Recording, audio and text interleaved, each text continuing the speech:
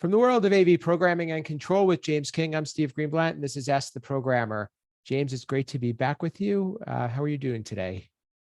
Doing great. It's always good to be here. And I like episodes where we have a guest, and especially ones that bring questions. Absolutely. So we have if you heard our last episode, 124, you got to meet Dan Ferrisi from Commercial Integrator. And based on popular demand, we've had him back for a second episode. And welcome back, Dan. Glad you're here. Thank you so much, Steve. Thank you so much, James, for having me back. Really do appreciate it. Love the opportunity to share some of the questions we're getting organically here at Commercial Integrator and bring them to the programming experts to get definitive answers, really thoughtful answers. So it's an opportunity I wouldn't pass up. Thanks for being with us. So if you heard, basically, in our past episode, we had Dan curate some questions or some trending topics for us. So he has another one for us today. And basically what this is it's really the essence of what this podcast is meant to be, where we're trying to clarify and bring awareness to the value of programming, programmers, and also educate those who may or may not have firsthand experience doing programming. So I'll let you bring us the next topic, Dan.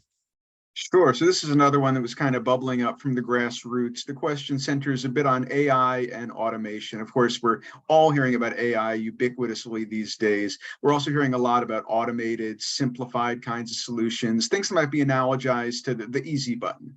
So I'm interested what out in the field you all are seeing demand for. Are the enterprise customers you're talking to, networking with, do they want auto-tuned conference rooms, set it and forget it, scaled down kinds of solutions?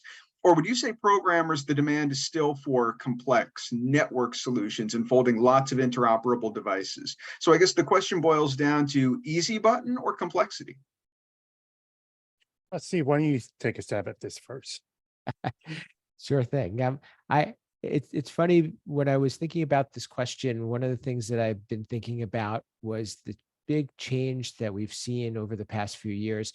We had a big rise of manufacturers touting no programming required, and how that became a big thing. And I think that last year, or even the last few years, we've seen that quiet down a bit.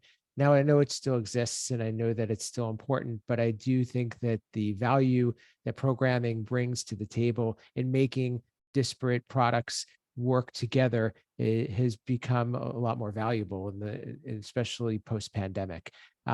So I think while there are many systems have become easier, and many times we are working within a platform, whether it's a UC platform, a control platform, or even something that is more of an all-in-one product.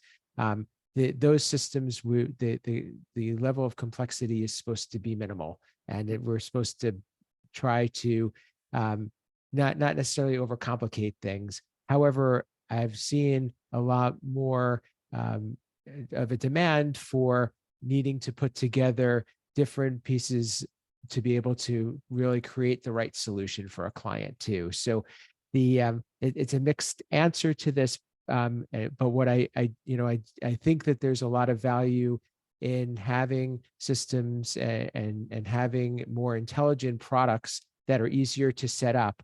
But I would hate to see us be handcuffed in being able to expand those to do more custom. So when the needs are more simple, then certainly the out of the box or the easy setup. But I don't think that we should that the exposure to the API and the ability to do more should be limited. If I can answer it that way. I think it does answer the question. I do have a follow-up though. You'd mentioned there's kind of like there was a flash in the pan of sorts for the no programming required, and that's quieted down substantially. What would you say was the impetus for that? Is there anything you could point to that would say, well, that was the reason we were hearing about that 2 or 3 years ago? And likewise, what is the impetus for how much it's dramatically quieted down? I think that the big impetus was the lack of programmers and how much programming cost. Those were probably the two things. They were having the there were many manufacturers that didn't want the success of their product and their solution to be limited to a programmer that was out of their control, and no pun intended. And so they wanted to give the power to more people to be able to make systems work without having to know the ones and zeros or the complexity of programming. Now, while on one hand, that still exists and can still work, you still need to understand how you want the system to work. And that's a lot of what a programmer does. And like I mentioned in the last episode, the actual writing of the code is a small part of what a programmer does in a project. So I think that had a lot to do with it. And why it has changed, I think that we've shifted, for some reasons out of our control and other maybe intentionally, from those single brand solutions to more of a true integration of different, maybe best in class products, or maybe the products that are needed in this system to work together. That's really where custom programming comes in. James, you want to take it from there? Sure, I can chime in here. So I want to say, I think the reason why no programming required came about, and I'm sure I'm going to get a lot of flack for this, is IT folks. Plain and simple. IT is running quick and it's eating the world. And I've been saying this from day one, is AV, even though AV is IT, AV generally dig their heels in and get dragged. And IT people don't want to do that. So they don't want to sit there and go, oh, I'm going to have to deal with this AV company and, drag out the project. Why can't I just configure this and get it out there? Mm-hmm. Then the pandemic hit. And the IT folks were strangling to get things network wise and computer wise and all that stuff. But there was a need to do, better audio, better video, education, and that experience that we couldn't get that in person anymore. We had to do it online and bring it online. And that's where the knowledge of AV folks came, but it had to come at the speed of IT. So AV people, as I've been saying from day one, have to learn to speak IT, and that's starting to come. So now we are getting that recognition with the IT folks. And so they start seeing the value that we're bringing as AV in general. Still not there completely, like a DBA, a network administrator, all those are going to be, view a little higher than an AV person. And I don't agree they are. I mean, shout out to Ryan Gray. AV needs to take over IT here, and really set the bar even higher. But the thing is, IT runs at a fast pace, and our users know IT. They live on IT. For example, you take out a display on a wall, okay, digital signage is not working. We're a little upset. You take their email away, people lose their minds. So that's the same thing. We need to get AV to that point of, you take AV away, people lose their mind. I know a little tangent there, I'm sorry, but that's why I think the configurator came about first, was IT people didn't want to wait for AV. Now the AV is starting to catch up and not dragging their heels as much. There still are, but not as much. We're going back to, okay, we can do these custom builds and these custom solutions, because now you're speaking our language. Now you are getting to our speed. You're not a hurdle anymore. You're becoming an ally. And soon we need to be a partner with them. Yeah, it's certainly interesting to see the continued contours and configuration of AV and IT convergence. I know Mike Peterson says, and as you say, IT is AV and AV is IT. But I certainly think it's interesting what you were mentioning about email versus digital signage or something like that. We certainly in AV are increasingly describing ourselves as mission critical or business critical, and I think that largely is true. But I think it comes into stark contrast when you mentioned things like, email and fundamental IT systems. I don't know that AV has yet reached that point of perceived mission criticality. And I think we do need to try to wed ourselves to some extent, I think at least, to that IT is indispensable and AV is indispensable. Yeah, and I think we can sit there and argue that. I mean, you sit there, our phones technically is an AV device. It's a video, it's audio, it's a microphone, it's a speaker, it's a display, it's AV. And we don't have our phone, we do lose, we go a little crazy sometimes. But really, we go crazy because not because we're not getting that video and audio, it's because we can't connect to that IT infrastructure. Check our social media, checking our email, all that instant connection. That's why AV is IT. It's part of IT. It's ingrained into it. And that's where I come from with that. But yeah, we need to get a point and go, okay, our TV is down, or our microphones are not working, or this is not working. People need to lose their minds like they do when their email's not working. Yeah. I wanted to ask you one thing, Steve. You had mentioned in your previous answer the whole idea of the debate between end-to-end single vendor types of solutions versus interoperability and the importance of that. I know we're very fortunate to be having you at Total Tech Summit in November on a panel talking about exactly that topic. So I'm interested in how that debate, like the end-to-end own the room side versus the interoperability, open API kind of side, resonates with programmers, the increasing importance of programmers, and how you do your jobs every day. I think it actually also connects to another point I wanted to make too, with regard to how configuration you have to stay within a box. You have to stay within boundary versus programming has a lot more flexibility and an opportunity. So to answer your question, the single brand solution and configuration kind of go hand in hand in the fact that they're made to work together and they work well when all the pieces are in place.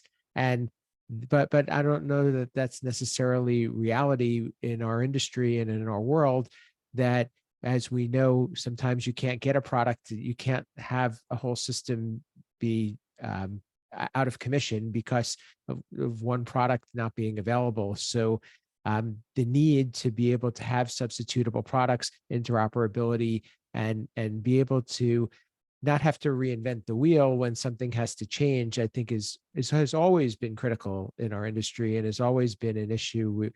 Programmers have gotten black eyes for being said, if I want to change out one projector for another, why is it so expensive? Or that's always been a tough part of what we do. And there's many reasons, we could talk about that at another time, but the idea that the need to be able to be open, I think, is really benefits the client, and it gives the clients the flexibility and the freedom to choose whatever products they want. Sometimes we're not happy with somebody. We may be happy with them in the beginning, and maybe that might change for one reason or another. Being locked in is not good for anybody. So the opportunity to use the products that you want and make them work is accomplished by being more open and having an API, and then also is facilitated by programming. Yeah, I certainly think that that's true. And to bring up the pandemic, which James mentioned in his previous answer, I think a lot of people, post-pandemic with the supply chain snarls and whatnot, were not necessarily always happy if they were totally locked into a particular ecosystem or a particular, value proposition without having that interoperability, that swappability, that flexibility. So I think that was a torture test to some extent of the whole end-to-end idea, because if you are tethered to any particular vendor, you're also tethered to their supply chain and their component availability, et cetera, aren't you? Yeah, and I want to add something on that as more of a insight from a end user. You can kind of call me as, even though yes, I'm in the house integrator, I'm not using the equipment, I'm still speaking for my end users, is being locked in to a ecosystem. There's a lot of restrictions there, because let's say that in higher education, we have a limited budget, but we have like 200 classrooms. So for us to say we're in an ecosystem and say we have a problem with that manufacturer, or it's a very financial cost for us to do a huge change out if we can't slowly do it. So they know this, manufacturer know this, and then they can actually turn the screw to us and, raise prices because they know it's going to cost too much for us to change. But if we can do these open programming and APIs and switch out, it actually serves our university better. And I've told this to manufacturers, and I always get the stink eye is I have no brand loyalty. My loyalty is to my university and the students and their education. So yes, if the product is doing what I need to do to achieve the goal of the university, great, we'll work, we'll be a partner. But when it's not, I need to be able to change. I need to think financially for my university and make wise decisions that in fact impacts the education, impacts the financial institution, and it makes everyone look good when we can all play nice. But when we're stuck in, that's when the problems happen. I think it kind of goes back to what we said in the last podcast, which is that we are outcome guarantors at this point. We're about facilitating an outcome. The technology, the boxes, the ecosystems are not ends in and of themselves. They're merely vehicles to deliver that outcome. And they're only valuable to the extent that they are delivering that outcome and serving our clients' needs. Without a doubt. It's the importance here is understanding that, like you said, we're an industry that has to exist to serve a client, and that and we will be replaced if we stop doing that. No doubt about it. I think that's probably a good place for us to wrap this up. Before we let you go, Dan, I'd be interested to know, is there something that you would like to hear from programmers, or is there a way that you think that programmers could get more involved in the conversation in the industry? You're a great supporter of so many different disciplines within the industry and the work that you do at Commercial Integrator. What charge could you put out there to programmers to help them to have their voice heard? Well, thank you so much for asking. I appreciate the kind words as well as the friendship, the partnership, both with you, Steve, and with you, James.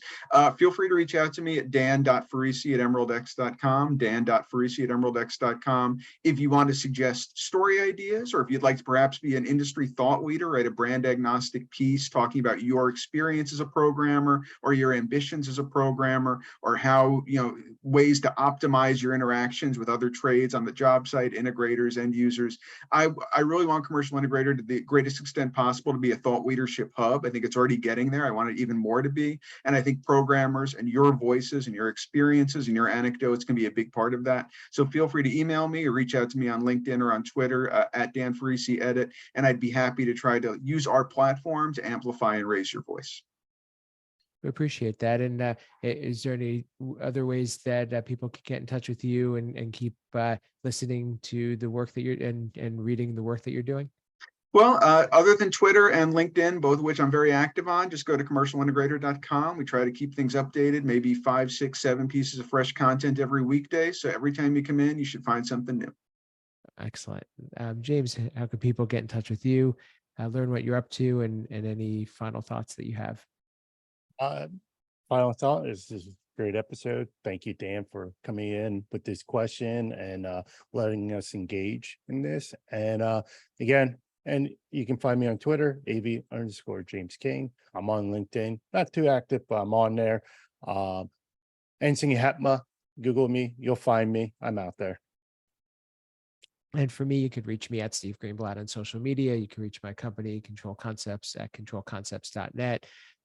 You may know that I do another podcast on aviation that called The State of Control that you should tune into as well if you like these conversations. And that's another way to keep in tune with what's going on in the industry and also meet more people in the industry, because aviation has a great way of being able to highlight the multiple voices in the industry, just as Dan is doing at Commercial Integrator. But please let us know what you think of this episode. I'm real excited about it, and we'd like to have Dan back more often. I think that this is a great way for us to both bridge the gap between the programmer community in the industry at large, as well as really stay in tune with some of the trending topics. So thank you, Dan, for being part of it. Delighted to be asked, honored to be asked. Real pleasure to be here. Please reach out to Dan, let him know what you think as well. And you can catch up with our podcast on YouTube, the video version, Apple and Google Podcasts, the audio version. We'd love you to leave a rating or review and share your favorite episode. And if you want to follow us on Twitter, you can do that at AV Programmer Pod, excuse me. With that, this has been Ask the Programmer.